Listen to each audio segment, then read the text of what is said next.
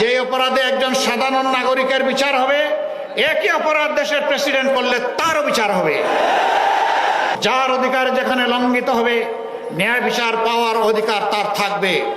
সেই ন্যায় বিচার সমাজের সকলের জন্য সমান বিচার ইনশাআল্লাহ নিশ্চিত করা হবে।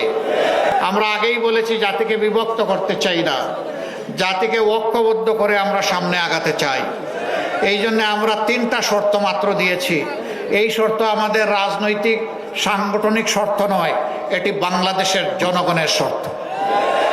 আমরা বলেছি, আগামী সরকার যদি আল্লাহ তাআলা আমাদেরকে গঠন করার তৌফিক দেন, আমরা সবাইকে নিয়ে সরকার গঠন করতে চাইব।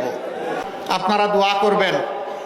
আল্লাহ আমাদেরকে দায়িত্ব দিলে প্রথম নজরটা শিক্ষার উপরেই দেব ইনশাআল্লাহ।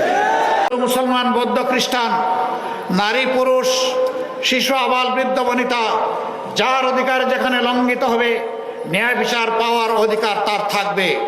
সেই ন্যায় বিচার সমাজের সকলের জন্য সমান বিচার ইনশাআল্লাহ নিশ্চিত করা হবে।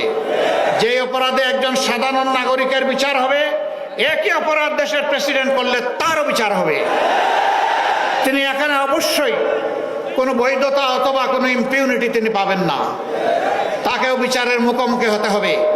সেই বিচারটাই আমরা ইনশাআল্লাহ কায়েম করতে চাই। ওরকম বিচার যখন কায়েম হবে, বিচারের ঘোষণার প্রথম দিন থেকে 90% অপরাধ অটোমেটিক্যালি বাতাসে মিলিয়ে যাবে।